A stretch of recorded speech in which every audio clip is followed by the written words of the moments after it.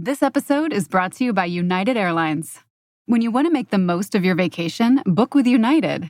They're an airline that cares about your travels as much as you do. United is transforming the flying experience with Bluetooth connectivity, screens, power at every seat, and bigger overhead bins to help fit everyone's bag. And with their app, you can skip the bag check line, get live updates, and more. Change the way you fly. Book your next trip today at united.com. All aboard! Welcome to the Friskies Express. Please keep all paws and tails inside the train. To the right, you'll see Crunch Canyon. To your left is Filet Falls. Now you're passing Party Mix Peak. Today's Delicioso tour is almost over. But don't worry, with Friskies, there's always more to explore. Check out friskies.com to explore more. Do you have children of your own? Yes, I do, too. A boy and a girl. I'd like to spend more time with them. Must be difficult with all your responsibilities here. Not to mention the complications of being divorced. You seem to manage. Your heart is good. It's hard to live alone. Don't you ever need a woman, Father? Yes.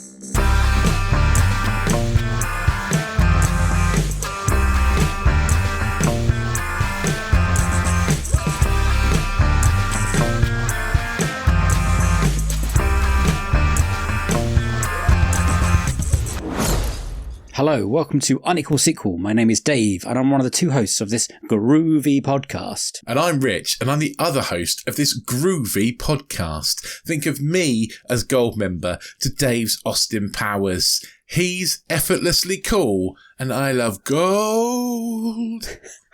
Yeah. The premise of Unequal Sequel is very simple. We ask our guests their best ever sequel, worst ever sequel, and finally their dream sequel. And sometimes we drift off and talk about other things, sometimes movies and sometimes life in general. And sometimes we do drop big fat spoilers, and we do that totally by accident. So if we mention a film you haven't seen and you don't want it ruined, just go away, book that dentist appointment you've been putting off. You know, it's not that bad. Then come back. Because on today's episode, we are joined by Leslie Byron Pitt. Leslie is a brilliant photographer, writer, and the co-host of the Fatal Attractions podcast, which is a podcast all about erotic thrillers. Sexy times, dude. Yeah. We're very excited to sit down with Leslie and chat all things sequels with him. These are Leslie Byron Pitt's Unequal Sequels. Enjoy!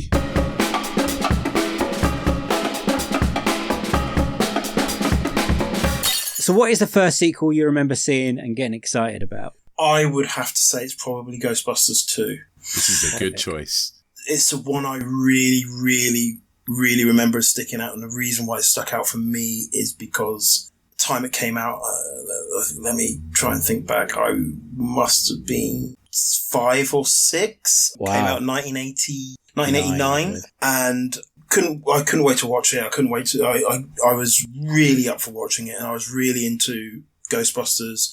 Love the original film from what I remember of seeing at that point in time. Love the cartoon. I had all the toys. All of them. And it was one of those things where I had like the Ghostbusters firehouse. Yeah. I had my favorite was my favorites were like Peter Venkman and Winston Sedmore, so I had definitely played with those guys a lot. We had to go outside to use the goop that goes down into the firehouse and everything. I had a proton pack, I had a ghost trap, I had the projection thing that you press a button and it projected on the walls, ghosts and stuff. Oh, cool. I had all this stuff. I couldn't wait to watch Ghostbusters 2, and I missed most of it because I was absolutely shit scared. Shit scared. There was something about watching that movie at that point in time that was absolutely terrifying. And when I say it was terrifying, it's Vigo. It's Vigo, and it's Peter McNichol's glowing eyes, and the bathtub that comes alive. And you guys talk about like children in peril. There's lots of children in peril. Yeah. There was just an element of the effects and what they were that were very, very scary. More so than what I remember in the first film. When the first film was Zool, who wasn't in the film, but not as throughout the film as Vigo. And that guy, like, the painting was very scary, and what they did with the thing was very simple in terms of making it quite fearful for me. Because I know there's other people like, oh, it's not that scary, but when you're a young child, I'm 100% with you. When you're a young child, there's certain things that kind of jump out at you, and the thing about him, it was like the face like beaming out, electric coming out of his eyes. He was, I know we're in a completely different world, so saying certain things kind of get looked down upon him. But he's an ugly man. Like when you read about him, because he had like his really weird, I think almost criminal life as well, the actor. But when you look at him, he's a big word, well, drastic word, repulsive. You don't like to look at him. He's very, it's evil. It's a stern face. There's something about it. And then when it's starting to move and effects are doing so much, I was really excited to watch it, but I remember being dead scared of it all the way through. Oh, yeah, Vigo, when you're a kid, Vigo is not a dude you want to be anywhere near. Well, this is it, isn't it? Yeah, 100%. It's like Home Alone.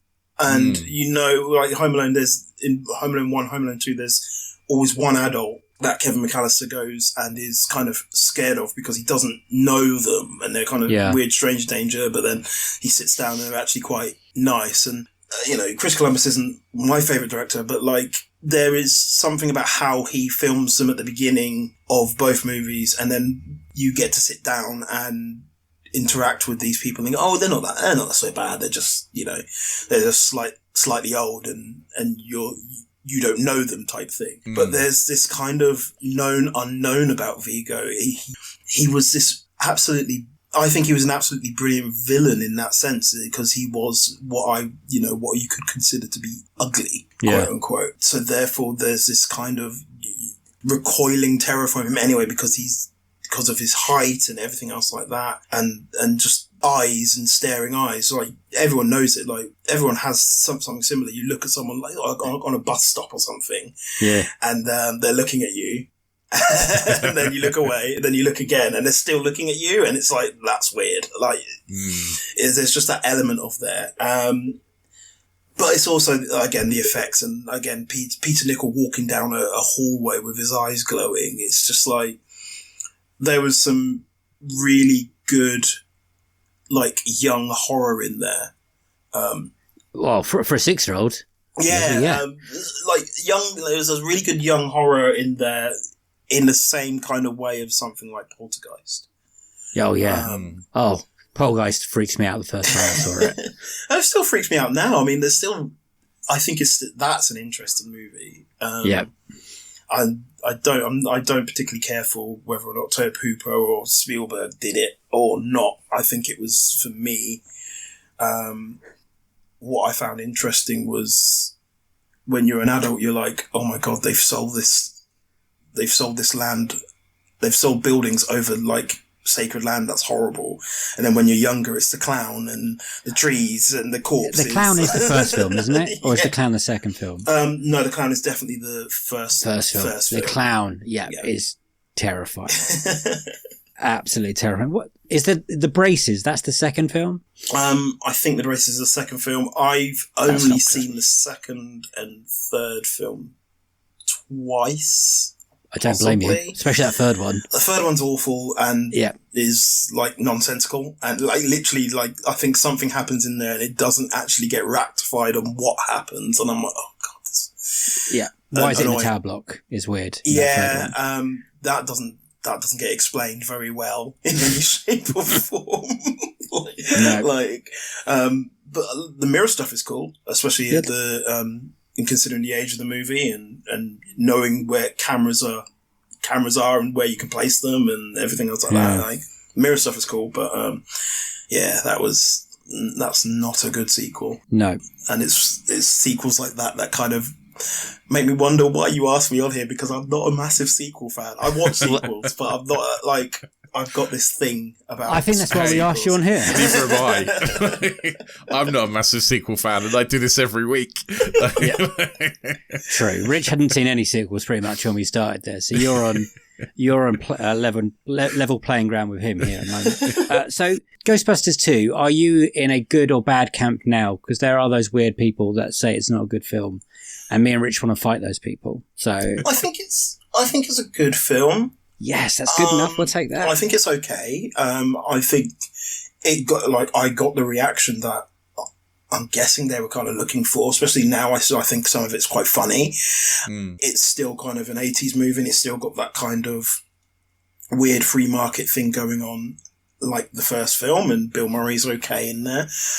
I think it's an okay movie, but I think the biggest problem with Ghostbusters as a franchise is no one seems to talk about the fact that it was kind of like a Saturday Night Live thing, a little bit of lightning in a bottle with some good effects, and they had to kind of ensnare Bill Murray into it, and that's kind of it. They're like, you can do your what's his name, Fear and Loathing in Las Vegas. Hunter S. Thompson. Yes, Hunter S. Thompson. You can do your Hunter S. Thompson thing, your passion project, if you do Ghostbusters. And he's like, well, yeah, okay. So he does it, and it just happens to be this massive, massive, massive hit. But then when you look at the structure of the first film and everything else like that, it's kind of weird. It's kind of odd, and you can tell it's a Saturday Night Live thing. And then they do a second one because we're getting into that kind of money. Well, yeah, we're getting into the world of sequels, and there's an amazing, I think it was a podcast I was listening to recently where they were talking about, like, once they got into the 80s, it was all about product and making money and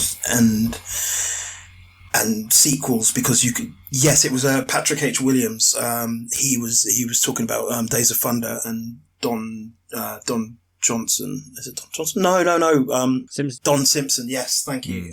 He was talking about Don Simpson and High Concept, which is a great book. And they were talking about the fact that they started to make these kind of products in such a way that it's like, right, can we make a sequel of it? And Ghostbusters just happened to seem to be come out at the right time for it to be made into a sequel, and it's kind of weird, interesting sequel that kind of comes out of it. But the franchise as a whole, I'm not surprised it's always struggled, because it's not really built for that. Like these new franchise episodes that they've got now, where they're like Frozen Empire and something else, where they're all kind of Stranger Things and everything else like that. And like really, that first new one that they did, Afterlife, is with the really obnoxious ghost at the end, which is kind of horrible to have of a certain person who passed away at a certain time, Mr. Reitman, and like you can tell that there's a cynicism in there, and there's a cynicism in how they're made, building on like this. We're now going into why I'm not a massive fan of sequels, where you kind of build on lore that wasn't there before, and you have to try and explain all this stuff, and like. As a franchise, I think it was just a one-shot. Let's go on to the big question then. Okay. And then we can get into... I think this is really interesting, considering you've been talking about being scared by Ghostbusters 2. Yeah. Leslie, what is your best ever sequel? So you guys have already kind of cornered the market with like previous guests with quite a few of your episodes. So I did find it a bit of a struggle. I wrote something down, and I think I was talking to you, Dave, and I was like, I'm thinking this. And I was in two minds, and I knew we were running out of time. I was like, okay. But for me, and this went on from the episode on where Nightmare on Elm Street 3 Dream Warriors came up.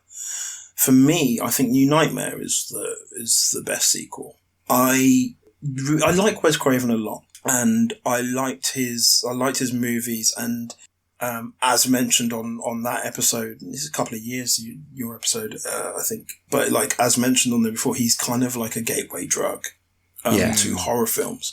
And for many people, especially like my age, Scream is the one. But a little bit before then, if you're a little bit younger, or a little bit younger, it might have been Nightmare on Elm Street. And Nightmare on Elm Street is this like wonderful thing. I don't want to go too much into the history because you guys have talked about it, and Mike, who talked about it on your episode, was really, really good and really in depth. It's annoying, isn't it? Yeah, it's good at that. But like he brings up all these things, and that made Nightmare on Elm Street what it is, and I completely agree with him. The reason why I picked New Nightmare is because that becomes this fantastic blueprint for a lot of modern horror at the time. It comes out before the Blair Witch Project. It comes out before Craven's own Scream. It comes out at a time where people used to say, or kind of were saying, oh, there's not much good horror out in the 90s.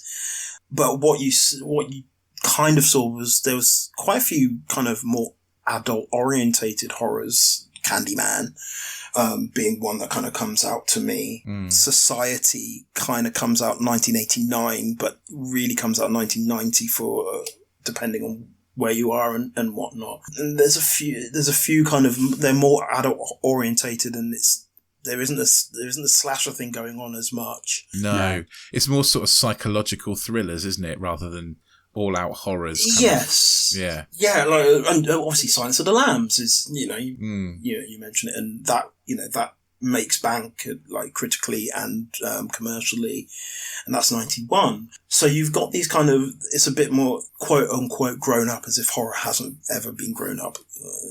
When people say that, like, elevated horror. Ugh. Yeah. But there's this kind of, there's aim at sort of more adult-based stuff-ish. And New Nightmare becomes this kind of blueprint for us. It's like, let's go back and let's get Heather back. Let's get Heather Langenkamp back. And she's now like an actress, and they start playing with the meta aspects of it. Bob Shea turns up, who, this is the house that Freddy built. There's all these really interesting little things that nowadays, we kind of take for granted because they're in so many movies. Like, there is something to be said about having Bob Shea in this, even though it's only for like one scene. There's something to be said about someone like Wes Craven turning up, and Robert Englund being both Freddy and himself, and like all this like kind of meta stuff in there. And we take that for granted so much. And I think Craven really kind of nails something there. I think he does something similar to Psycho 2, where it's like, right, when you guys make sequels, you over-explain everything, and you kind of just add on the lore, making it quite annoying and frustrating and convoluted. And also, for so many people, they kind of think that a sequel has to be bigger, when really it might just need to have a change of perspective. And there's it's a fantastic kind of change of perspective where he turns around and going, well, no, I kind of made Freddy as this kind of moral tale. I think Craven's quite a moral filmmaker, going back to Last House on the Left and going back to Nightmare on Elm Street, Hills of Eyes. They're all very kind of moral. That like Last House on the Left is a remake of The Virgin Springs, Spring by Ingmar Bergman. So it's like, what? And he makes these kind of like moral tales, and it seems to me that he went back and looked at all these sequels and was like, I'm actually annoyed with this. You guys have missed the point of what I was doing and what I was suggesting. There was an amazing article that someone sent to me when they found out I was watching the film called, and it was, I think it was Thomas Hobbes writing for Little White Lies, and he goes, "Are we the audience in New Nightmare?" And it's like, that for me was one of my favorite moments of the film, where it's just like, you have the star of New Nightmare being interviewed, And then Freddie kind of comes out, and it's Robert being Freddie, and you get all the jokes, and you get all the kind of, oh, this, that, and the other, and it's like, oh yeah, the Fat Boys did a song, didn't they? And like all this stuff, kind of missing the point that he was this bastard child of maniacs that went and did horrific stuff to children, and now you've got him kind of waving his metal fingers in slow motion to the lights and this beautiful silhouette, and it's a really, like, the film is really good visually. Something that I think that people seem to forget from, like, Wes Craven. He's like not only a great like visual stylist at times, but he's an interesting like set piece maker as well. But he, you know, you got all this slow motion stuff going on and everything else like that, and all these people wearing the mask and cheering him on and everything else like that. And like the article I mentioned was like, isn't that a little bit weird that we've all kind of just embraced this kind of stuff? And I think Craven kind of nailed it. And why I think he nailed it is because it seems like it was just, at the time, it seemed like it was just a blueprint for Scream, but it became this kind of weird blueprint for so much of what we see now. There's this kind of weird rooting for villains, and Thanos is right, and all this other stuff, and everything kind of playing out with people and everything else like that. And it's this filmmaker going, I think you guys have missed the point. And I think it kind of brings in, again, he brings in more kids in peril. And big time. And it's one of those things where, like, for me, one of the reasons why I absolutely loved it as well is that since becoming a father relatively recently, at this moment in time, at time of recording, but also having history in which I've had, unfortunate loss involving stuff like this, it hits home in such a way. It's like Don't Look Now level of worry and anxiety in there, which I absolutely love as a film. Like it just finds this anxiety, it modifies the anxiety, it turns around and it asks the question, is like, have we started taking this anxiety and making it why are we taking this anxiety, and making it our entertainment, and not only making it our entertainment, but kind of missing the point, of what we can kind of get from, of why we're watching this stuff. It does play on that, because like when you are a parent and the basic things you want for your child are like eat, sleep, relatively function, be healthy. Yes, I think, and one of those aspects is challenge. Essentially, your child can't sleep. You know, that must be incredibly difficult to to deal with as a parent. It does play on that kind of function of you as a parent to protect your kid. How can you protect your kid when the thing you really want them to do is the thing that's going to hurt them? Yeah, you know, that's such a difficult thing to play with, and that kid suffers the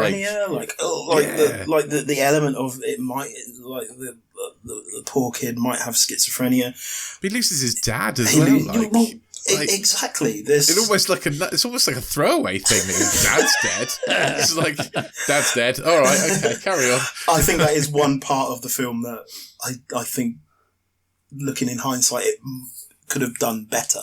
In terms of handling that grief, but I think it's an amazing job by Heather Langenkamp throughout the film. I think she really, she's matured as an actress from where she was before, and it's not as if she did quite a lot of stuff, some TV, some film stuff, but it wasn't like major stuff compared to this.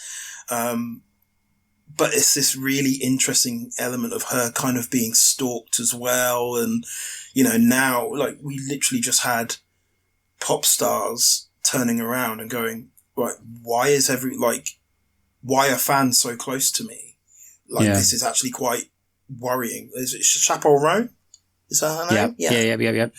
Who's turned around and basically we have, there is a line between this kind of element of celebrity or people with talent or whatever you want to say, and the people who kind of like the talent or who consume it or anything else like that. And that's becoming more and more blurred, and the film kind of toys with that. And then there's the fact that it, like, in terms of set pieces, I think it's an amazing film in terms of set pieces, setting up action beat after action beat of horror. And when you watch it, sometimes like, okay, there's a jump here, there's going to be a scare here, there's a scare here, there's a scare here, there's a scare here, like, and at no point, like, it's kind of unrelenting, but it knows how to, it kind of ebbs and flows really well with these kind of real life things of an earthquake. But also you have a child that doesn't sleep, who maybe have something even worse,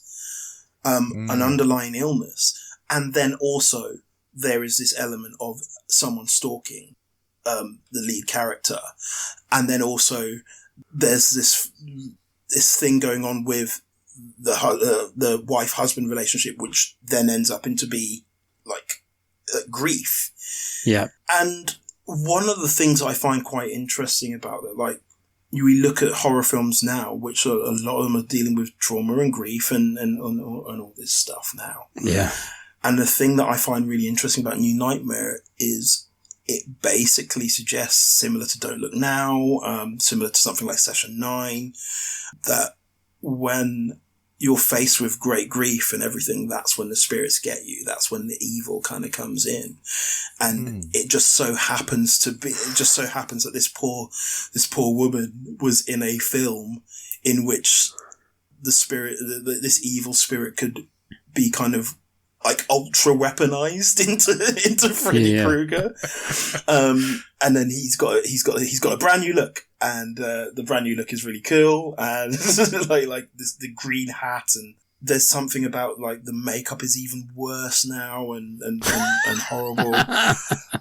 And then the thing that really gets me as well is like they get rid of the catchphrases, and they get rid of the humor of him, and he becomes this really, like, he becomes terrifying again in a way that became very difficult I feel for like Freddy versus Jason, or to try and do any more with. And I think one of the reasons why I love it is also as well because it didn't make that much money.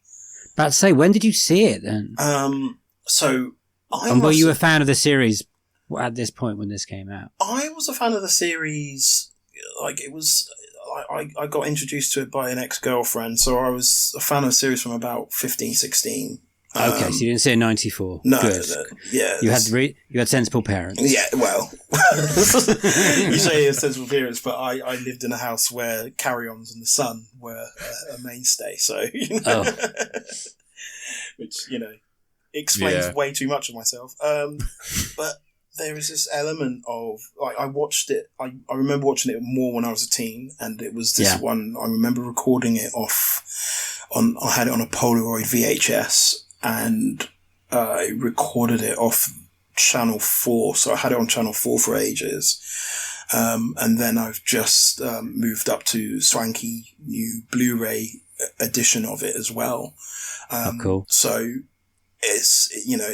I've had it around for a little while, but it's got this.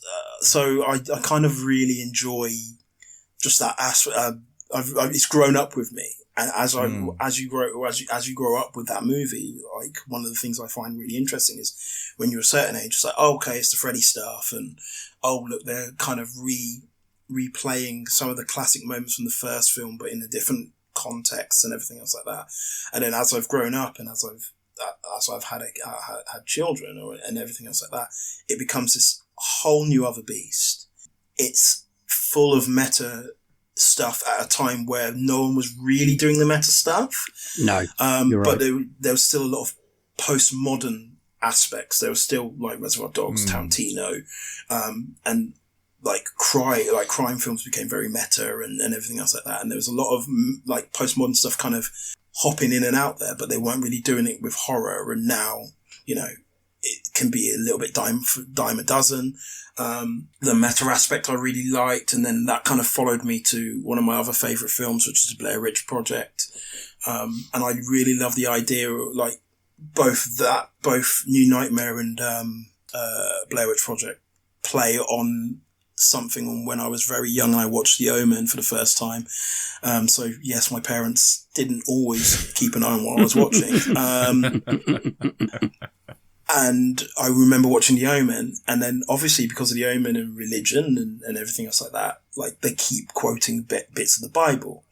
Yeah. And obviously it's what you're at that age where you pick up a book and you read a book and go, oh my God, like what's going on here? Like you do not discern the information properly. And I really like that element of going, oh, well, it could be true. I mean, obviously it couldn't. It's like The Omen, it couldn't. But like there's this element of, oh, but it's in this book, and you know, and you go to Sunday school and all this other stuff, and it's like, oh, okay. I love the fact that, like, when I started watching stuff like New Nightmare and Blair Witch Project and everything, you just had these filmmakers trying to bleed reality and the fiction in such a way that, like, people weren't entirely sure what was going on and everything else like that. And with New Nightmare, it's very sort of like, no, this is a film, but we've got Bob Shea in there who can't act, but he is the producer of Nightmare on Elm Street and New Line. And then, you've got Wes Craven in there, and, you know, and Craven wanted Johnny Depp in there, but was too afraid to ask him, and Depp would have said, oh, I would have done it. Obviously Johnny Depp scandal noted, but anyway. So there's all that aspect of it. And then you got the Blair Witch Project, which was just like, oh, what's this internet thing about? We could do something really fun here, couldn't we? And then just went for this through the marketing, and it was really, really well done. And then you skip 20 odd years into the future, and you realize that that film itself became its own beast for its cast. And they've been trapped in it for so long, and they didn't make any money, and it hurt them so much, and it became this thing similar to New Nightmare, the fiction, like where it's just like all this stuff kind of bleeds through, and we're like, oh, this entertainment that we love so much, it does affect people in their own realities and everything else like that, and I find that fascinating. And that's why I kind of think that would be my favourite sequel, so to speak. I think this is a brilliant choice because it's done the thing that I love the most about this podcast, where I watch a film and I'm like, I don't know how this is someone's best sequel. I'll be honest, I watched it, I didn't massively enjoy it. And then I've listened to you talk about it, I'm like, I know exactly why it is now. I totally understand it. I totally get it. Like the thing is, like I said before, like I said earlier on, like you guys have done so many sequels now, and it was actually quite hard. I reckon there would have been a different choice. You could pick, you can pick the same as other people, because the best thing about it is everyone's got a different perspective on everything. It's your tale, mate. It's your story. So we don't mind if you pick one that someone else has picked. But also, I'm so glad you picked this, because I'd never watched it before. I'm not really into horror. I've never seen I've not even seen the first Nightmare on Elm Street. And I watched this one. And I was like, I don't know where this is going to go. And then you totally won me round. I'm yeah, it's best sequel. Yeah, that's right. I get it. My thing, I find you say it's my tale, and I think it's quite interesting. You when you watch certain things, and when certain things kind of, you connect to certain things, I think there's a certain amount of kind of self-realization. So I'm this kind of hip hop fan. I love hip hop. I love references. I love sampling. I love all these little things. I like it when things kind of jump out and become slightly meta. I like homages. And I love The Simpsons and that kind of humor, and the way it can get references, and something like The Simpsons references back on itself all the time and recycles its references and everything else like that. So it doesn't surprise me that I was like, yeah, it's actually New Nightmare, isn't it? Like that hopped out to me as a main choice, because it's doing that thing. It's doing that thing where it's sampling itself. It's recycling itself. It's becoming a homage to, it's homaging the first film and what that film was about, while also being its own thing and quite new. But it also manages to turn around and just lay this blueprint for screen. Massively. in such a way. And the only thing I think it misses from like a typical Wes Craven movie is class. It doesn't talk about class in the same way that Scream sometimes does, in the same way that Last House on the Left does. It doesn't do what The Hills Have Eyes do, where the reason why there is these people do bad things is because they see someone, like, there's a class divide or there's a class issue going on there, which is unfortunate. But it does all these other things which are quite interesting and progressive and forward thinking in the terms of filmmaking. Yeah, it was ahead of its time a little bit before anyone knew it.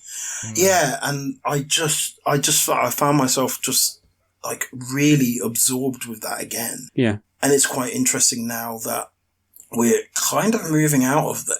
We're kind of moving out of, you're seeing less kind of postmodern stuff, but the elements of New Nightmare that still really resonate to me, like from a fear-based aspect of it, child in peril, and then later on that lead character becomes a child again with John Saxon, and then becomes Nancy again, and then kind of also becomes a child again in that kind of way, and everything else like that, and all that stuff kind of still resonates now, and that's one of the reasons why something like Hereditary works really well with me. And I rewatched Don't Look Now recently again, and just again like that element of it where it's just like that vulnerability still really, really resonates, and it's just really powerful for me. And I think if you watch the film and you allow it to kind of wash over you in that way, I think it can be really, really powerful because, you know, it has that vulnerability.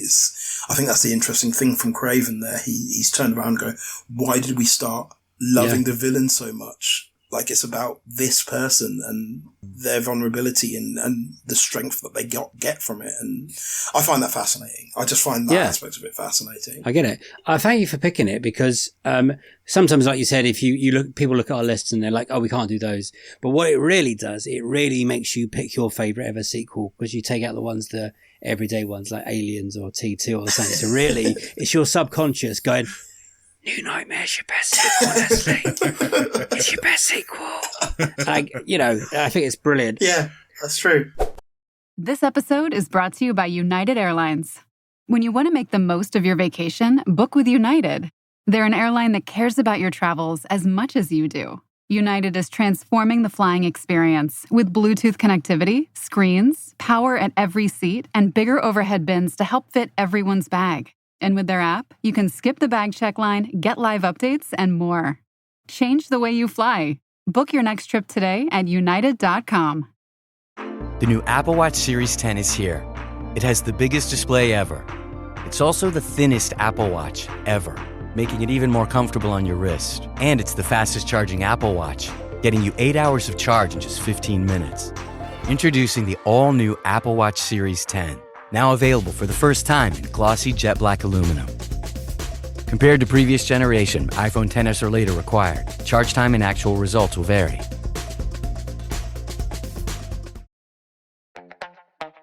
This episode is brought to you by Skinny Pop Popcorn. Perfectly popped, endlessly delicious.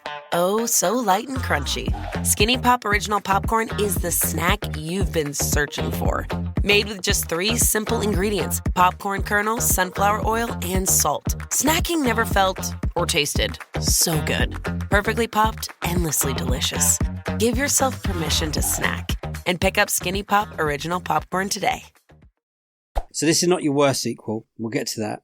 This is what is the most disappointing sequel you've seen. So you went in high, you came out low. It's Matrix Reloaded. Yeah. Well, there we go. That's it. Listen to that subconscious. It's a shame. I like it a lot more now. I get it. Yeah. And in fact, I'll say it's Matrix Reloaded and Revelations, or what's the third one? I can't remember. Revolution or Revolutions? Yeah, Revelations. I think it is. They all burn not the fourth into one in my my brain. Not the fourth one. I don't mind the fourth one, but and that's got its own little interesting like things to pick out. But I'd say the second and third film, which are kind of like one in the like they're split into two, but they're also kind of one. Yeah. And they came out the same year as well. And I was working at the cinema at the time, and I think we were all hyped for it because of The Matrix. And it's The Matrix came out in 99, that unbelievable year of movies where there was all this stuff that came out, which was really interesting and kind of formative for many people my age. And I remember I watched it in London, and I went with my aunt to watch it, and I came out, and my mind was just blown by what these guys had done. So when you hear that they were going to do a sequel, it's like, okay, well, we're up for it. And it's a shame because it's not bad. It's not a bad movie. The third part, I think, isn't the best. But it's not a bad movie. It's just, it cannot reach the heights of how you felt with The Matrix. That's my issue with stuff like Star Wars. We have now got 9 Star Wars main movies or whatever. We've got TV series, we've got this, that, and the other, blah, blah, blah, blah, blah. And you've got a hardcore fan base that won't let certain things die. And because of that, these films are kind of stunted in what they do, because they can't really move out from the Skywalker family thing and the Force and this, that, and the other, because there's this thing dragging them back and going, if you're going to make a sequel, you have to make it like this, and it's got to be canon, and blah, blah, blah, blah, blah, blah, blah, blah. And it's like, oh God, okay. And they do sound like that. And the thing that kind of frustrated, and that's what frustrated me about The Matrix, is just like, oh, actually, there's that thing in the first film where he is able to fly, and he has broken so many paradigms now that it's like, wow, he's freed his mind. This is interesting and different and fascinating. I don't necessarily need to see any more of this. I think we're okay. Yeah. And then what happens is like, oh no, what happens is this. Now he's flying around everywhere and they don't know what to do. Like, he becomes a Superman in the first film, and then it's like, so what do we do with the Superman now? And I don't think what do we do with the Superman? Oh, we'll put him in a cave and make him eat porridge. But also they put him in that thing where he keeps flying in circles, if you remember. Yeah. And they keep and it's just like, oh, the Wachowskis do this amazing that car chase sequence is so good. Yeah, it's so good. It is good. The Burly Brawl is so good. Those things are so good, but narratively, it never feels cohesive, because I think they got to a certain point, and I don't think they know what to do with that character in that same way. And by that point, I think they're actually far more interested in doing other things. Yeah. I think they were far more interested in, pushing editing in Speed Racer and looking at what they could do with stuff like Sense8. Well, this is a bit further on, sorry, but Sense8's amazing. Yeah, we need to talk about that more. It's so good.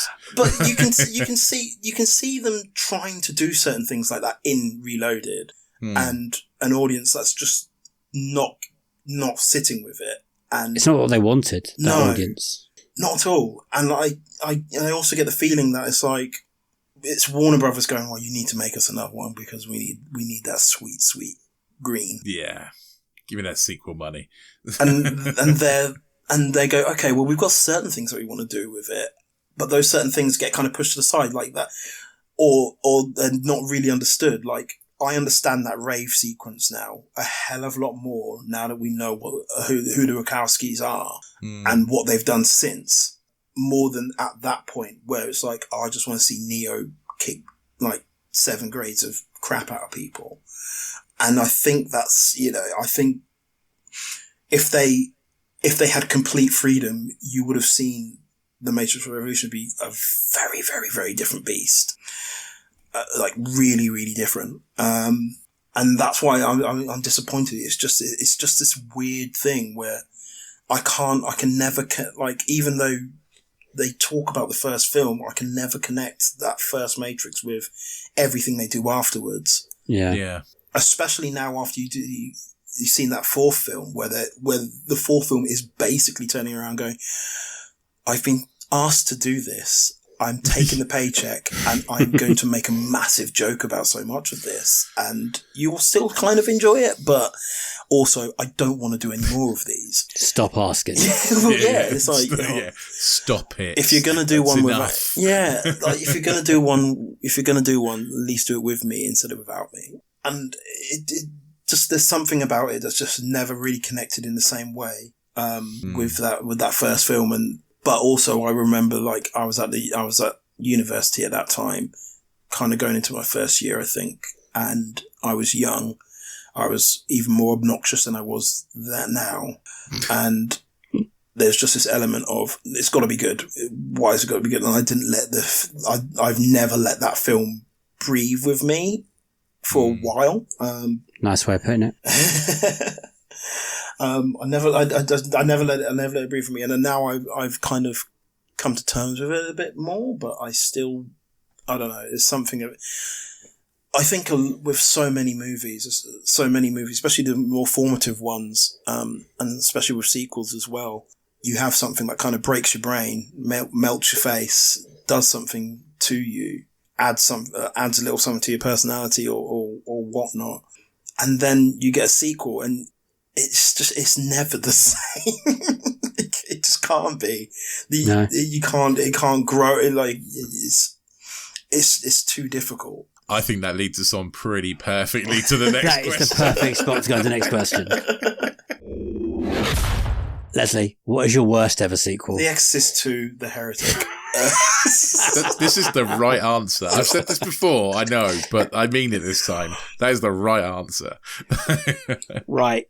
Okay. Well, go for it, and then we'll ask questions. Well, I'll try. I guess the thing is, I can talk a lot and I ramble sometimes, so I apologise. No, it's all good. It's all good. That's what we're here for. So I was privileged. So I was privileged to meet William Friedkin a couple of years before he passed away. I was a dribbling mess. I didn't have anything interesting to say to him, but it was just fantastic to meet him. Because I feel considering some of his opinions and everything else like that, I think he's this amazing raconteur, amazing filmmaker. And The Exorcist was similar to Ghostbusters 2 in the way where it's just like, there were just images in there that seared into my brain and scared the hell out of me. Yeah. I think The Exorcist is slowly becoming one of my favourite films of all time. And it took a while to get to that point. But I've kind of watched it. I'm watching it more frequently now, and there's just something about it that I think is absolutely amazing, astonishing, beautiful, even at times. Yeah. And then you get The Exorcist 2, The Heretic, and it is. I like films that are truly bonkers. I'm completely fine with films that really kind of push for a certain amount of ambition or anything else like that. But what I really don't like is when films are kind of cynical and like cynical from the outside in terms of how they're being made, and when they are badly made by people who can do better and who should know better. John Boorman is a decent filmmaker. He is a decent filmmaker. He made some great films in the 70s. He also made Zardos, which is weird, but like, it's an interesting film. And he didn't do The Exorcist, the first film, because there was something about the idea of having the 12-year-old girl in peril that he didn't like. He didn't like that aspect of it. He didn't like that. So his thing was, when he got offered to do the second one, was like, oh, well, I'm going to make it a more hopeful film and whatnot and everything else like that. But you just you just get the feeling that, like, I don't think you get a hopeful film with a script that feels like it's being written on toilet paper. Yeah. Yeah. Yeah. I had to message Dave. I've never seen this film before. And I had to message Dave to say, I think I've missed a bit. Because, like, it's edited to hell. It's like, it jumps around so much. I had no idea what was going on. I got to the end of the film and I'm like, I think I've missed something. I must have fallen asleep or something. Because I don't know what's going on in any of this. It's awful. And it's just, it's bonkers in that really horrible way where it's just like, you just get the feeling that no one knows what they're doing, but they're just trying to ride it out. Yeah. And it's like, Richard, I think I put there's a IMDb bit of trivia where Linda Blair talks about Richard Burton, one of the original Hellraisers, and his drinking.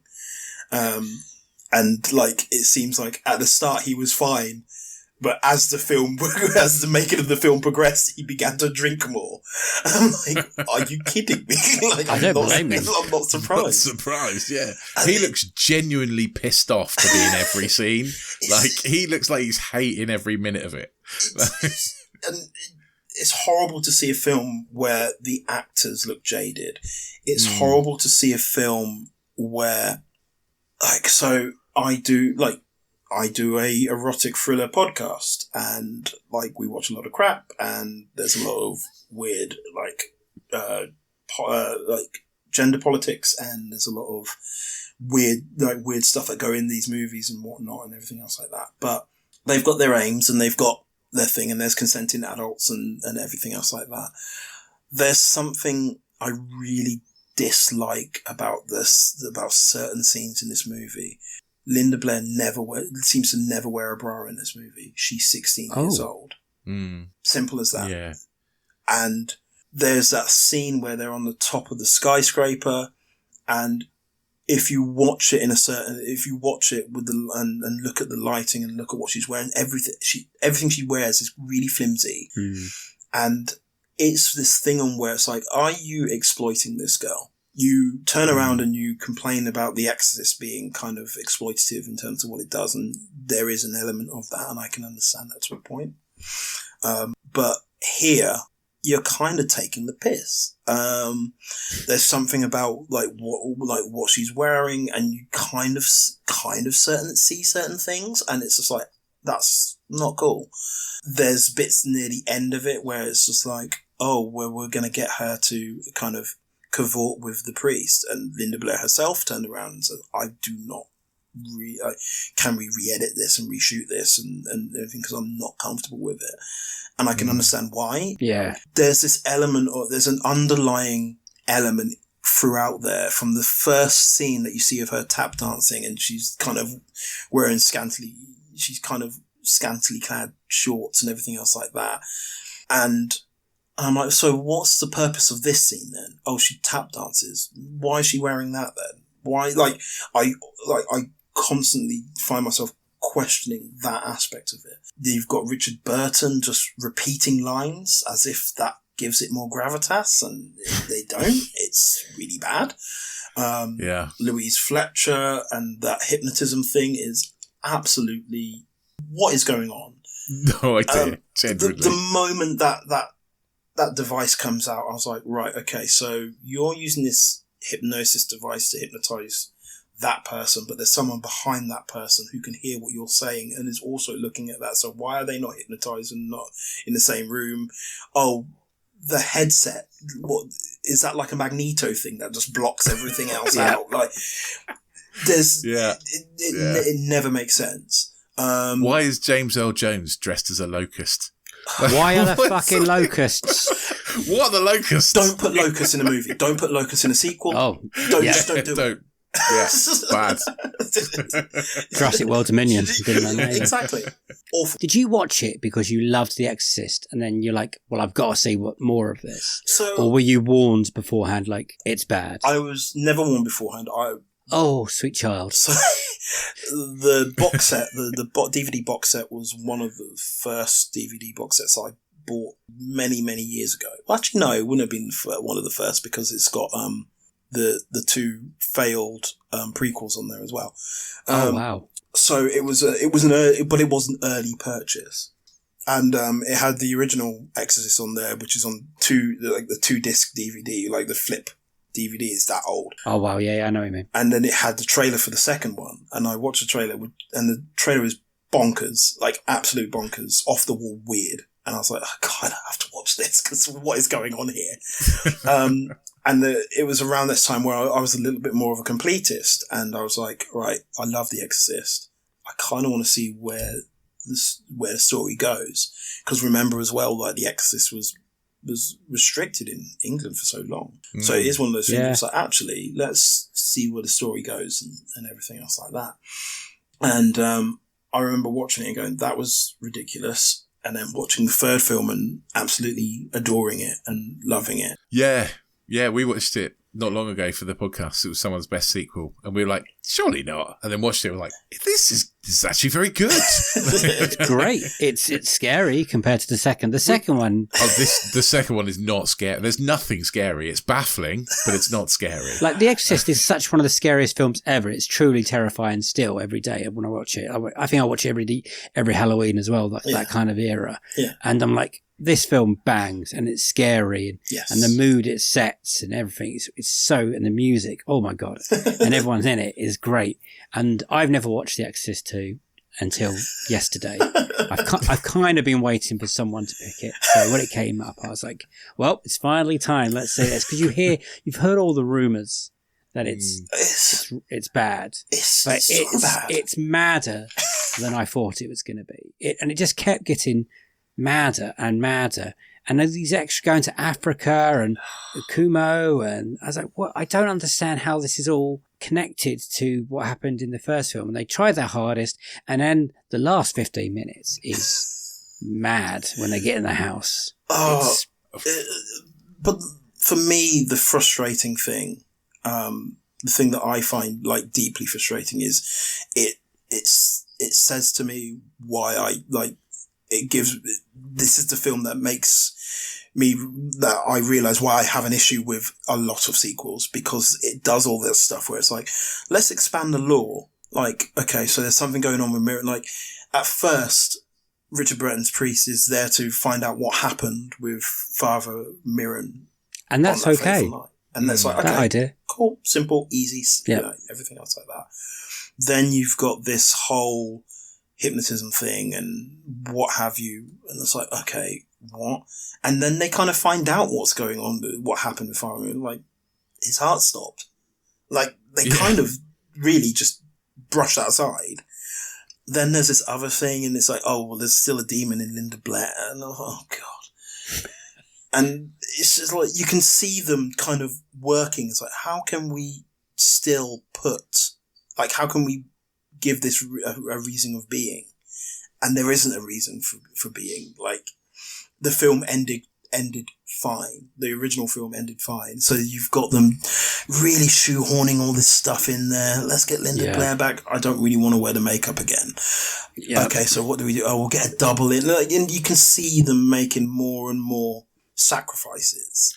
Oh, as soon as there are two Regans, like, I'm totally lost. Like as soon as there's, I was like, now I'm gone. Like, it's just, could they just not leave her alone? Like, awful. She's been through enough. Also, there's no really exorcist in there. No, there's no exorcism, is there, really? Well, there's one in Africa a little bit with a flashback or whatever, but that's it. It's mad. But again, it's just like, it doesn't understand, like, it's called The Exorcist. Like, The Exorcist in the first film, it's a weird title in that way anyway, because, like, Mirren's there, and he's there at the beginning, he's kind of there near the end, and then he's not. Like, that's kind of it.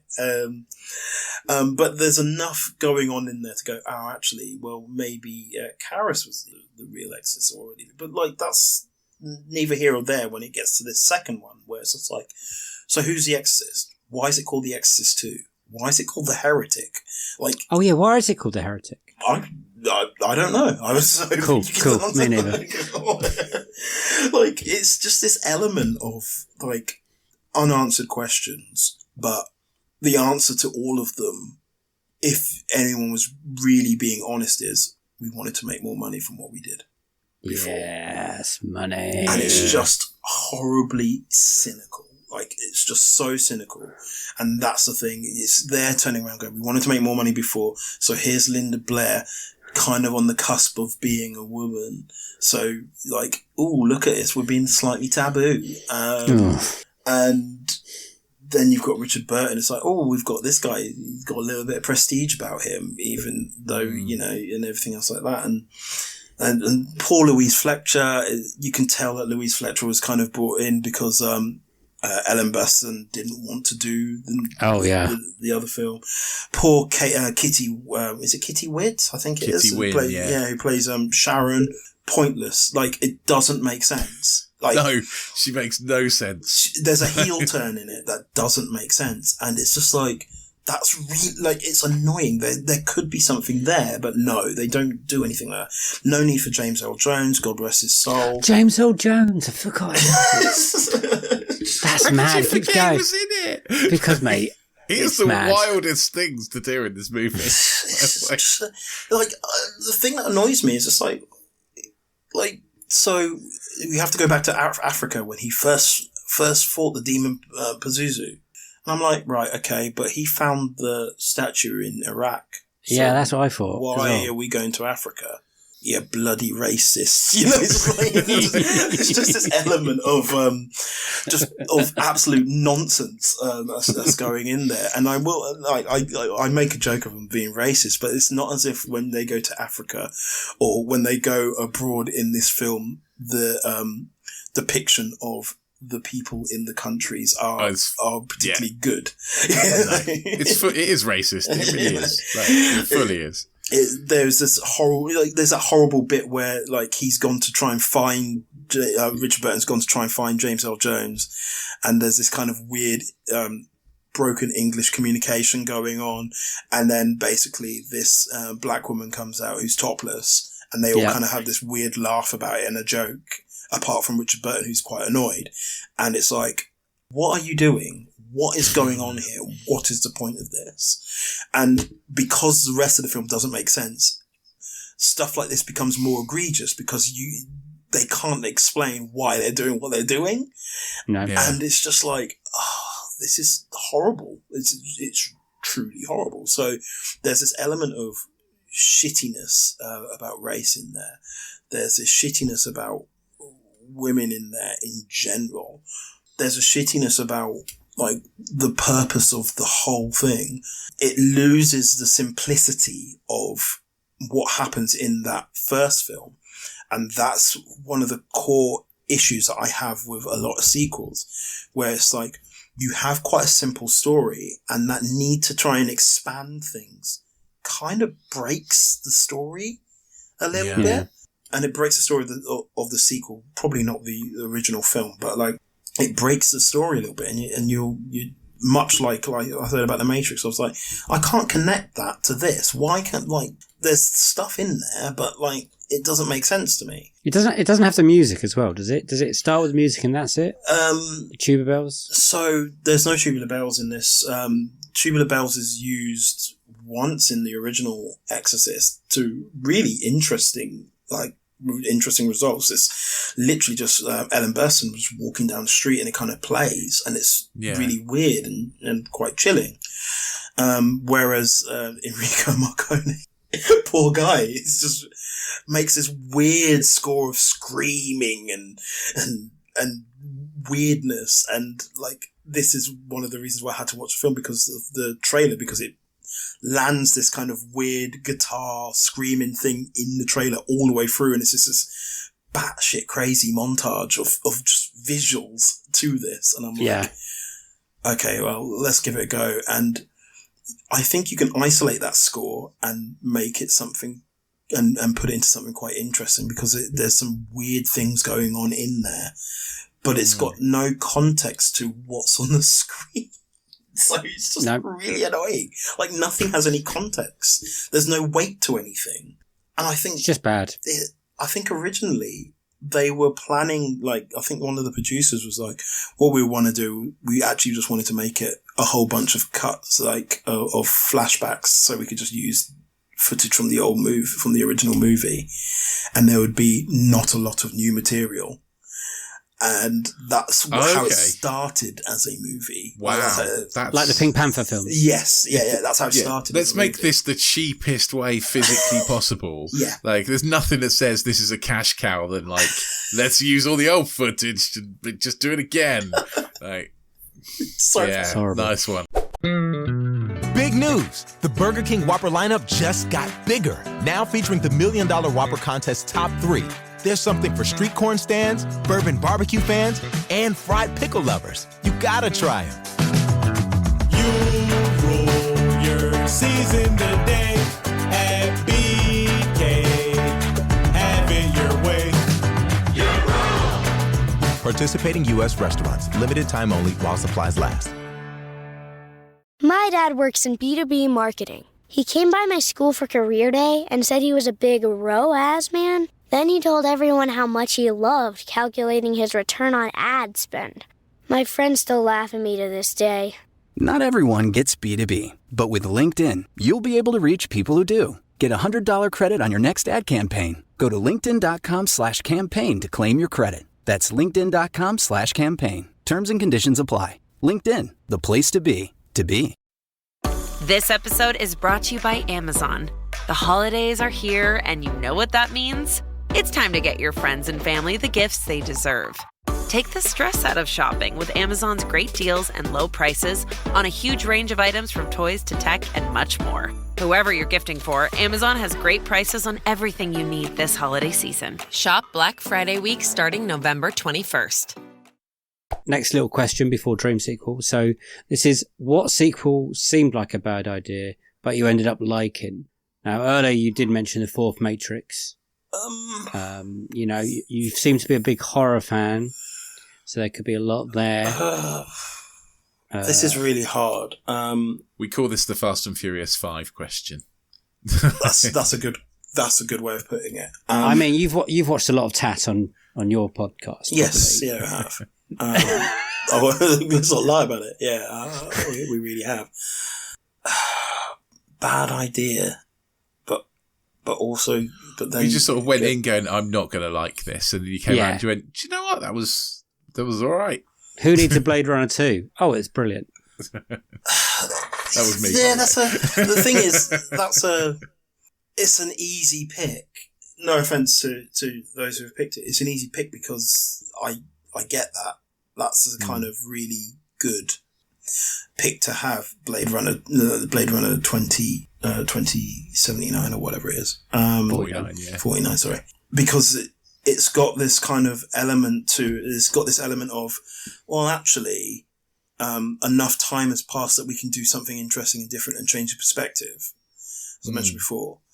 So if I'm making a choice now, if gun to my head, I would turn around and say Psycho 2. Great pick. Yes, that is a great shout. I'd say there's something to be said about a film that ends fine and ends perfectly in Psycho.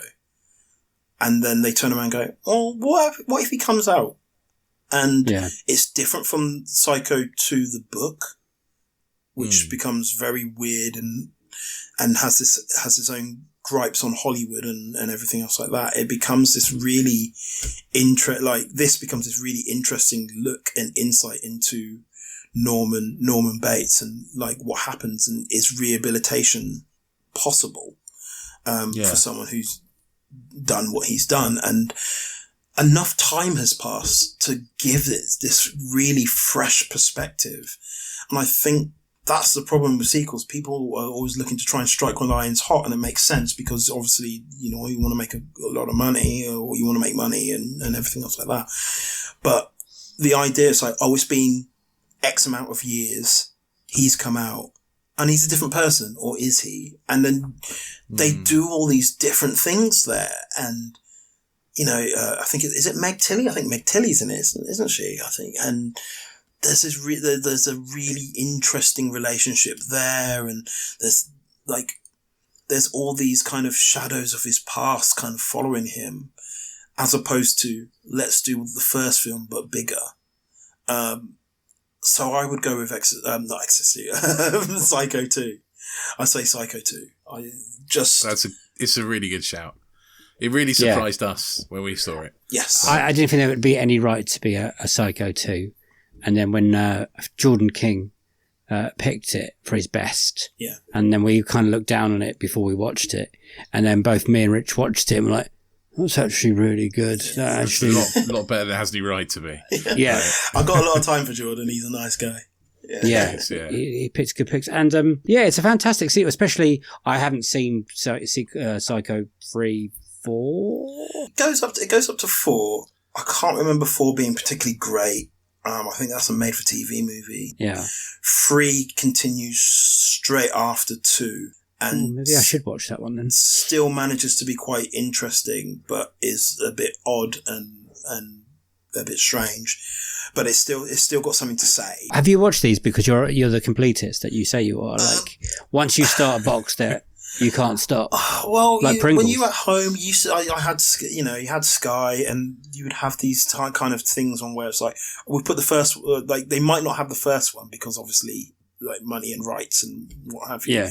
But it's like, it's the second one, and then the third one's the next night, and then you've got this one afterwards and everything else. I'm like, I'll give it a go. I'll give it a shot. I'm less of a completist now. Like, I didn't go back to like the Twilight sequels after a certain point in time because I was like, what's the point? I'm not getting anything out of this. We've watched them all, but only because of this podcast. but still a part of me is like, actually, I'm leaving this kind of like bare, so it might be worth giving it a go. But no, it isn't. It isn't worth it. Don't do it to yourself.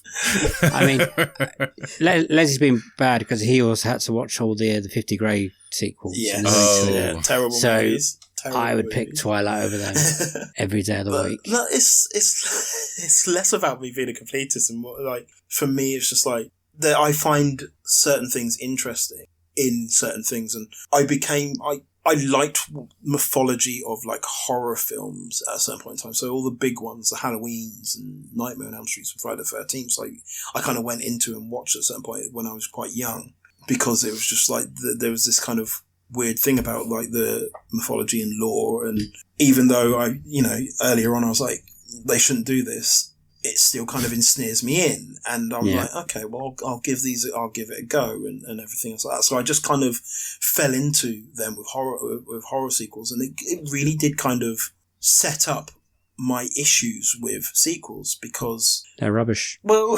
I wouldn't even say they're rubbish. It's like I've always turned around and say like the Marvel Cinematic Universe up to Endgame is an achievement because they are kind of sequels, but they're kind of not. And they do something in there where they end like that block of films is really, really interesting. They don't feel like properly of a whole if you watch them singularly, but then when you watch them all together, they make this really interesting universe like they do. And I was like, that's really interesting because I used to watch all the Police Academy movies, and I used to watch all the Halloweens and everything. And what you find is this thing almost like we need to make another successful one of these things, and we're going to keep making them until they're no longer successful. So therefore, all these characters kind of disappear and come back, and Mahoney disappears on a big on a hot air balloon in Police Academy 4, and then you've got the producer cut of Halloween, and like all these like weird little things that kind of fuck up the movies, like so to speak, and fuck up the franchises. So I kind of watched sequels, and I'm like, oh, what are we gonna do here? Why are you doing this? And it kind of plays into like going all the way back to Psycho 2, where it's like, so why are you doing it? Oh, that's why you're doing it. That's actually really quite interesting. That's quite fun. And you've got something to say, and you've done something here that is like, I wonder what Hitch would have thought about it, what Hitchcock would have thought about it. Yeah. Like, they've done something quite interesting there, because the funny thing about Psycho 2 is they use another aspect of Hitchcock where it's like, is he the right or wrong man? Is he the wrong man? Is he is he a victim or is he the murderer? We don't know. And that's quite like, it looks like they've really done their homework, whereas so many other films, like, I don't think anyone did their homework for Police Academy 5, Assignment Miami Beach. I don't think anyone did their homework for The Omen 4. Made for TV movie, but like, it's just one of those things. I think again this is a lovely link to the next question, Leslie. Go on. What is your dream sequel? A good version of House Party 3. Brilliant. Okay.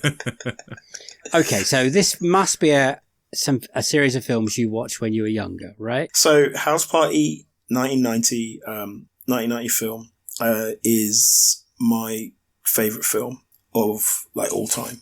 Wow. When I was asked for Sight and Sound to put in the top 10 when they were doing the 100 best movies and everything else like that. If you Google my name, Leslie Byron Pitt, BFI, Sight and Sound, you'll have a look and you go, oh, there's Black Narcissus. Oh, there's Sunset Boulevard. Oh, there's this. Oh, there's House Party, and which sits with a 5.7 on the Internet Movie Database in terms of user ratings. I love House Party. It comes at a time where it's just after the 80s, and it is the closest thing until where we are now, where you get a black John Hughes style film. Right. This is coming of age. It's part musical. It's like there's dance offs. There's just beautiful music. Public Enemy music is in there. I find it really, really funny. Martin Lawrence is really good in it.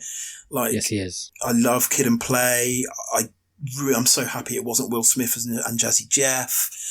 It's really, like, apart from a couple of sequences, it's really wholesome.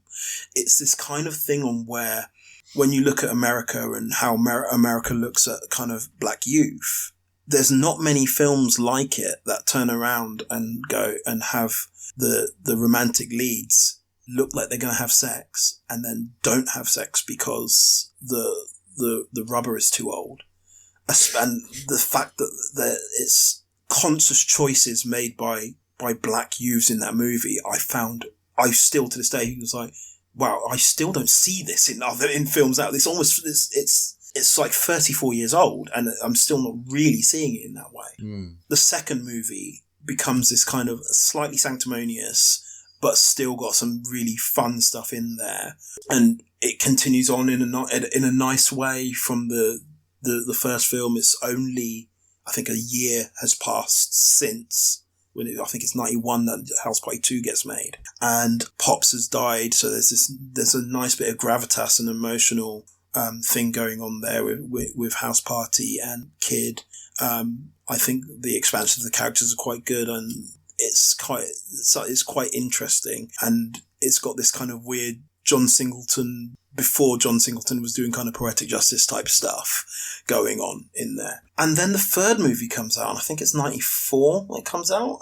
It comes out at a certain point in time, and it is absolutely goddamn terrible. It's awful. And I think one of the reasons why I really didn't like it is it's lost that wholesomeness. For some unknown reason, they decide that Trisha Campbell and Christopher Kidd, I can't remember, is Christopher Reed. Christopher Reed, thank you. Christopher Reed aren't together in this one, and it's this. And for me, House Party has this beautiful relationship between them. They're just a lovely couple to see get together in that first movie. It's interesting to see how they kind of split up and kind of get together again in House Party 2, where, you know, they both grow up and there's all this talk about like about Sydney and how she feels about being a black woman in college and things like this and learning all these new things about her. And then you get to this third film where she's just kind of this aftermath, this kind of mainstay. Oh, it's his love that he's no longer interested in, and he's getting married to this other girl and they're going to have a house party. And it's just like, oh, well, that's crap. Like, that's not very good. Like, the music choices aren't very good. There's too much, like, there's a lot of reference to like Bernie Mac and him being quite funny and this, but I'm not particularly interested in that because that's not why I liked it. That's not why I liked the first two movies.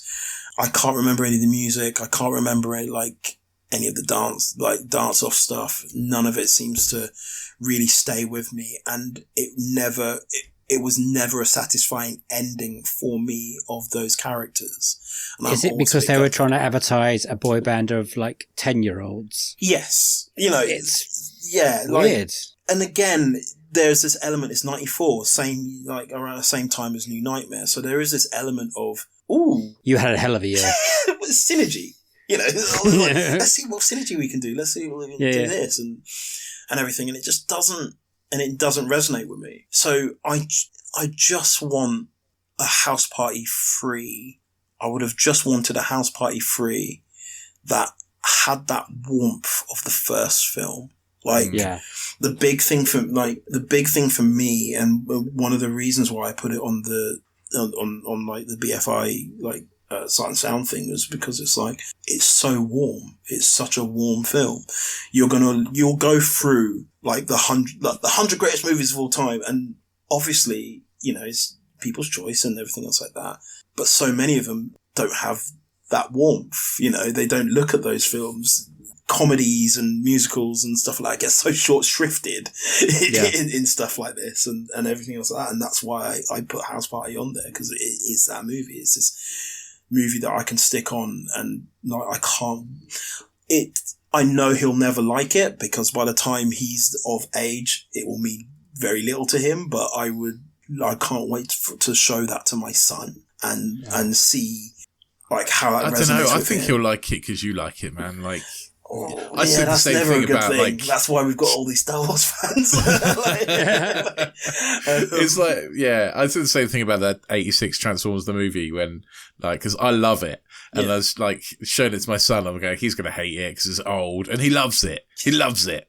He loves it because I love it, and your boy will love it because you love it. You know, that's just how it's going to work. There's just a warmth in it, and it I think what upsets me is there's House Party 1 and 2, which I own and love, and then House Party 3, which I've never wanted to own because it's not very good. Then there's another one, House Party 4, down to the minute, which is rubbish. And then I know there's a remake, a remake or reimagining of it that I saw last year or the year before. Yeah, 2023 remake of it, wasn't there? Truly dreadful. Truly awful. One of the worst films I've ever seen. Again, missing the point of that warmth and lovely feeling. But hey, you've got a cameo with Kid and Play. And I would have just liked that original trilogy together. And I'd be just so happy with just that original trilogy of Kid and Sydney kind of growing up, losing each other, finding each other, losing each other, finding each other, coming back together, Play, being Play, and getting his own emotional growth, which he does get in the second film as well. And it's just a bit gutting. It's just a bit gutting that it's not there. It's just a bit gutting that it's not the same thing. And by the time you get to that third film, there's lots, I remember there being just lots of ADR, people talking, but you can't see what they're saying because we've just put the audio in just afterwards, and oh god, awful. And it also comes at a time where there was quite a lot of there was almost a golden age of Afro-American movies, but some of them were really bad, like Woo and Booty Call with Oscar winner Jamie Foxx and stuff like that. And I've got the hook up and all this stuff where there's lots of, let's put this rapper and this soundtrack and this and they kind of lose their way. And House Party 3 is a good reminder for me of all that stuff. Yeah. So I would have just loved something which was as warm and fun as the first film, and even to a point in the second film. Could we, in your third House Party, include Martin Lawrence to come back? Because he has to. He has to. Because I watched 2 and 3 back to back yesterday. Yeah. And there's a big black hole without Martin Lawrence. And they do try and replace him with Stinky. Yeah. His cousin. You're like, who the fuck is this character? Yeah. And then they try and, like you said, they try and squeeze in Bernie Mac, who is just shouts for most of that film.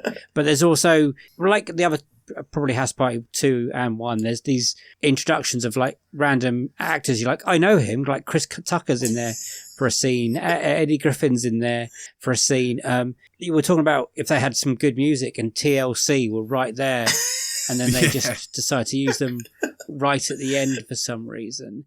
And you are 100% right. It definitely lacks that. I haven't seen House Party 1, weirdly. Okay. I've only seen House Party 2 and 3 for this. But House Party 2, House Party 3 lacks that friendship that Kid and Play have, that special bond. And it does feel like a sequel that is kind of rushed out a little bit. Like it just has that feel, and I keep going back to like a Blues Brothers 2000, even a Coming to America, or something like that. And we'll go back to the little kids. The use of the little kids in that third film is so random. It's that the little kids are, well, it's the little kids' house party, really. There's an element of synergy. Like, again, just this thing where it's there's a stripper that dances in front of those little kids at one point, which is disgusting. Yeah, like there's just this element of, well, if we can just make a good CD soundtrack, we'll tack a film around that. Yeah. Element to it. So you've got all these people that kind of come in, and I'm sitting there and go, so why are these people in here? And like, none of them are particularly great, but it just seems like they're cameos to turn around and go, look at this person, they're in this movie. Also, they've got a track in the end credits, and it's oh, okay. And like I completely forgot. Yeah, TLC turn up in there, and I'm like, oh, okay, yeah. Again, rest in peace, Lisa Left Eye. But like, it's really frustrating. And again, what's really frustrating for me is knowing that TLC had to fight, and they didn't. Like, they've never made their money. They got kind of screwed out of their money. Yes. And like, but they have to do things like this, and it's just like, oh man, you could at least make sure they get paid well for it. Their band's called Sex as a Weapon. Yes. I'm like, really? but you have to do that. But this is the thing. Like, I think Christopher Martin plays Play. He went back to church during the 90s. I think he became a born again Christian and stuff like that. And I think it's quite interesting that when you look at those first two movies, he's kind of like the player and everything else that. But the movies themselves have their heart in the right place. So yes, there is an element of crassness there. Like, don't get me wrong, I love crassness and I love like cinema horniness all the time. It's just sometimes you just see it and he's like, why have you done that? I'm always doing it. But there is this element of, he wants to get his end away, he wants to try and do this and everything else like that. But the heart is in the right place. And then you get to the third film and it's just like, you've got strippers in front of kids and stuff like that. And you're like, and there's some horrible fat jokes. There's a lot of ugly jokes. It's quite tasteless, that third film. You can tell that there's an element of it just kind of going, we just want to get this out, so we're going to do this. And again, rush script, like toilet paper script, like Exorcist 2, where it's just like, it doesn't really matter as long as this happens. And it's a shame. Yeah. When it opens and he's not with Sydney, I had to be like, have I missed a film? I was like, no, this is definitely House Party 2. And how big's the difference? Is like a 2-year gap between 2 and 3. Yes. And you're so right. That relationship between them is where House Party 3 should have been. Them getting married, maybe. Yeah. And that would have been better, at least. So just the conflict is better there. Like, you get a stronger conflict from that. But I don't know. I don't write the movies. and they could have brought back Queen Latifah for the third film again. She would have been a great addition to the franchise at that point. She's an interesting role because it's one of those things on where you can imagine you could bring her back, but I like her in the second film because she is one of those kids or one of those friends that you get at university. The radical, like the radical, the one that turns around and pulls your friend and does all sorts and does all sorts. And it's not that what she's saying is wrong or anything else like that. It's just this fantastic, like, radicalization that you do see at university sometimes when people are trying to find themselves, and that's an interesting thing. And I'm not surprised that you didn't see her in the third film, because you don't necessarily see those guys again in real life, to be completely honest. Sometimes you're friends with them, sometimes you're not, or they all become like venture capitalists or something. Yeah. Well, great pick, man. Great pick. Just a bit different, I guess. Oh, yeah. I love it when someone's favourite film is the most random thing you've heard all day. And I love that, because we've all got those films that, like, I will fight anyone on a hill for my love of that film.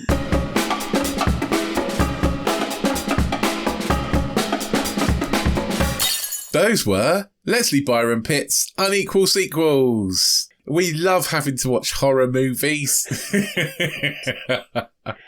There's that episode is full of things I love, right? It's full of things like 3 films I've never seen. Yeah. Ever. Yeah, that's true. Yeah. Films he's picked because he loves them so much and they mean so much to him. Like New Nightmare, also House Party, it's a franchise. But we'll go through one. New Nightmare was his best. Yes. Love that it's his best. Love it. What did you think first watch? I mean, it's not my best. But it's not about me. It's not about me. I'm not a big fan, really, to be honest. I'm not a big fan of the horror genre in general. And I found New Nightmare a bit rubbish. You could see how it was connected to like Scream and stuff. Yeah. Oh, yeah, absolutely. And I love his kind of like, you don't get modern horror without this kind of thing. Yeah. The whole meta-ness of it. And I love how much he loved it. Like, it's very meta. Lots of things and lots of movies that get picked in this podcast. I love like what they mean to people. Yeah, that's why we love it so much, right? Yeah, absolutely. So not a movie for me, but completely understand why he loves it. Also, I think eventually we will watch all the Nightmare on Elm Streets if people keep picking them. Mainly if it seems the worst. I can't imagine any more are going to get best. So, you never know. Anyway, Worst was a sequel I've been waiting for a long time to come up in this podcast, which was The Exorcist 2 Heretic. It's The Heretic. Very bad. Very bad. I mean, it's so bad. I genuinely had to message you when I was watching it saying, I think I've missed a bit. I think the version I'm watching has got a bit cut out because I don't know what's happening. And turns out, no, it's just rubbish. It's just rubbish. Especially when you got that, and then we've watched Exorcist 3 last season. That's great. Compared to Exorcist 2, Exorcist 3 is an absolute fucking masterpiece. Yeah, Exorcist 2 is fucking crime against cinema, it seems. It's just, it's bad. It's very bad. Oh, it's really bad. So thank you for picking that, Leslie, eventually. And then we're on to Dream Sequel, which I love so much because he loved it so much. He put this in his top 10 sight and sound films ever. It's like his number one film. That's fair enough. And I love it when people do that. I get it. Those films that you watch when you're growing up that mean so much to you. Like, and I quite enjoyed House Party. I've got to be honest. I've not seen it before, and I had fun with it. And I can completely see why that be his dream sequel, because it's just one of those movies where you can tell that it's someone's sort of like growing up movie. That's, it's one of those movies you watch and you're like, oh, this is everything to me. Yeah. I love that. The funny thing is that you watched House Party 1 I did, and I watched House Party 2 and 3. So together we've done them all, I feel. Yeah. I didn't mind House Party 2. It's fun. House Party 3 was fucking awful, by the way. I don't know why I went there. Well, I think that was the one he wants to replace, right? It was, but oh God, it was so bad. There's some really bad bits in it. It wasn't a great week for watching good films. And if everyone's been listening with us and we've been moaning about certain films we've had to watch because they've been bad, that was a particular bad week of bad films. Exorcist 2 especially bad. Especially bad. Yeah. But anyway, thank you, Leslie, for coming on the podcast. Thank you for your brilliant, amazing picks. Those picks are the reason why me and Rich do this podcast, weirdly, even though we moan about sometimes. But thank you so much. Check out Leslie's podcast. It is Fatal Attractions, a podcast devoted to the erotic thriller genre with Matthew Turner and Paul Costello.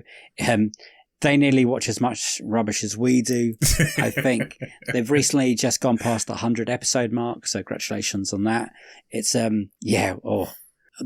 is torture, some of those films. But also some of them, like Leslie was saying, some amazing, interesting talking points. So Joe, check it out. And Leslie's an amazing photographer, so go check out his work. He's a great guy. Yeah, absolutely. While you're checking out Leslie's work, why don't you go and check out some of the other episodes that we've recorded? We're on season 7. We're more than halfway through season 7 now. We've broken the back of season 7. We're on the run into Christmas. So you've got loads of interview episodes you can go back and listen to.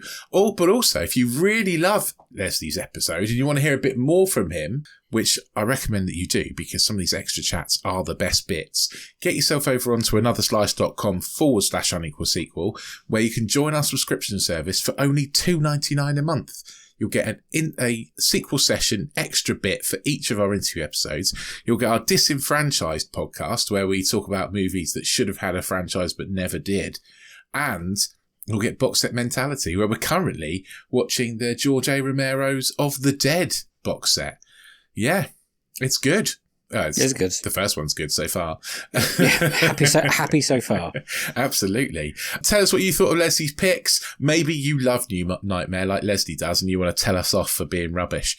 Get on social media. We're all of them. Just type Unequal Sequel into your search bar and you'll be able to find us. Or you can send us an email, unequalsequel@hotmail.com. We would also like you to do us a favour. That's not going to cost you anything other than 3 minutes of your time. Please go on Apple Podcasts.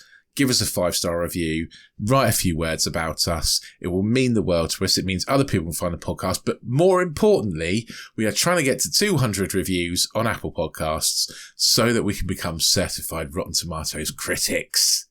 Because we think that would be funny. It would be funny. Yeah. I want to be a proper critic. Yeah. That's what I want. Anyway, we live to get our dreams achieved. That's not even a sentence. I get what you mean, buddy. I get what you mean. Thank you. I'm quite tired. Yes. Also, can you give us a follow on YouTube? We are planning 2025 to do some more videos and stuff. So be ahead of the curve and go follow us there.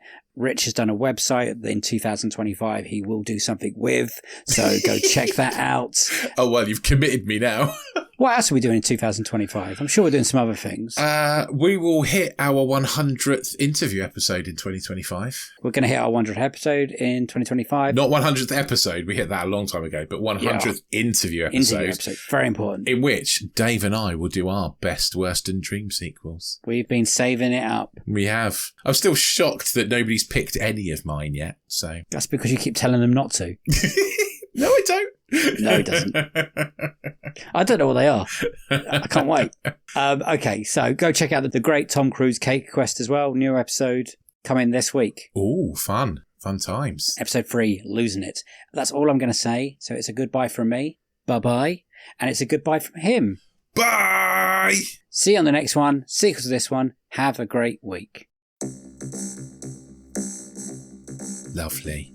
Not to plug your other podcast too much, but who's your guest? Who've you got on? Oh, Liam Dempsey from Spotlight. Oh, nice. Lovely. We've had Liam on here before. Yes, we had. I thought he knows about films, and he can watch this rubbish with me. So he did, and it's great.